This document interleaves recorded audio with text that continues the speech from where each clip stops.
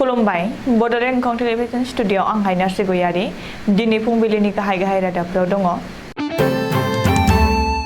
8थि parliamentary कनफारेन्सनि आगान गाखोमोरनायाव रायजो बेंगिरि मुखि आरो लोगोसभानि बुंथिगिरि ओम बिरलाया बिबुंथि लाखिदों। झारखन्डआव र'पवेनि जाब्रबथायजों 3 सुबुंफोरनि जिउ खहा। बिटिआरनि मावफुं सोद्रोमा प्रमद बर'आ सा 181 फरायसाफोरनो रां अनसुंथाइ होदों। गुवाहाटीआव ड्रेननिफ्राय सासे सुबुंनि गोथै सह बोखांदों। दानिया फैदो आबुं रादाबाव।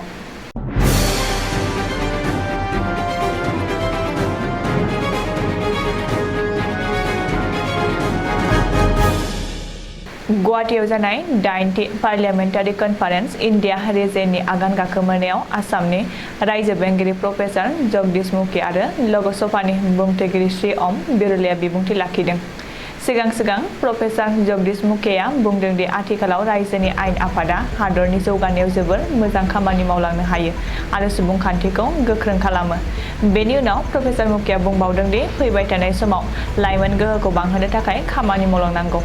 बेनि उनाव मख'बावदों दि आथिखालाव भारतआ उदांस्रि जानाया 75 बोसोर जाबाय आरो बे 75 बोसोराव सुबुंखान्थिजों भारतआ गोबां दावगानो हाबाय।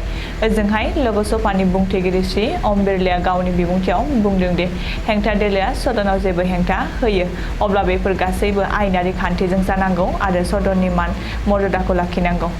बिरलाया गोसोखांहोबावदों दि आथिखालाव लाइमोन गोहोआ सुबुंखान्थिखौ गोख्रोंसिन खालामहोबावगोन। आथिखालाव पार्लियामेन्टारि कनफारेन्सआव लाजानाय थांखिफोरा भारतनिल' जानानै थायाखै, बेयो गासै मुलुगावनो गोसारहैगोन आरो बयजोंबो आजावजागोन। बे खाबुआवनो लोगोसभानि लेङाइ बुंथिगिरि हरिबंशआ आयेन दानाय एबा बानायनायाव बांसिनै बोलो होनायखौ नोजोराव गोग्लैदोंमोन।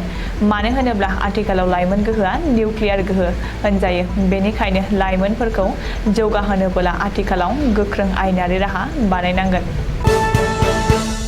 मोनसे गिख्रंथाव जाथाय झारखन्डनि सिङाव थानाय देवगढ़ जिल्लानि सिकुर हाजोआव हरखाबै दावबायारिफ्रा र'पवेनि जाब्रबथायाव 3 सुबुंनि जिउ खहा जादों। बे हरखाब र'पवेनि जाब्रबथाय जानायखौ अख्रांमा सान्थ्रि हानजा आइटिबिपि, एनडिआरएफ आरो जायगानि खुंथाया खौसेयै रेस्किउ अपारेसन खालामदों।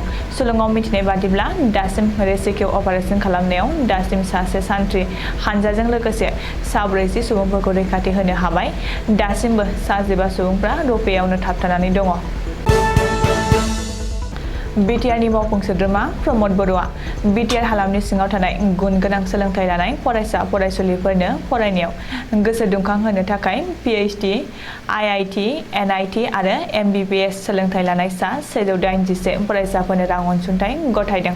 मंगलबारखालि क'क्राझार सहरनि खाथियाव थानाय सान्दामारि आइटि पार्कआव बिटिआरनि सोलोंथाइ बिथोनगिरिनि बानजायनायाव आइआइटिआव मुं थिसननाय सा 18, एमबिबिएसआव मुं थिसननाय सा 57 फरायसाफोरनो 2 लाख रांनि रां अनसुंथाइ होयो आरो एनआइटिआव फरायनाय सा 34 आरो पिएइचडिआव मुं थिसननाय सा 72 फरायसाफोरनो 1 लाख रांनि अनसुंथाइ गथायो।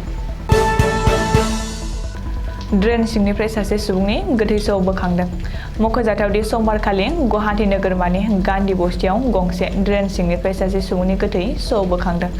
सुलुङाव मिथिनाय बादिब्ला ड्रेन सिंनिफ्राय बोखांनो हानाय गोथै सुबुंखौ हामिदुल इस्लाम होननानै सिनायथिनाय जादों। दायो सोर मा जाहोननि थाखाय बेबादि जिउ खोमाना लाखो बेखौ नायबिजिरगासिनो दङ आरो गोथै देहाखौ पस्टमर्टेमनि थाखाय देहा फाहामसालियाव थिसनथाइ होबाय। दिनै फुंबिलिनि रादाबा एसेनोसै, गोजोन्थों।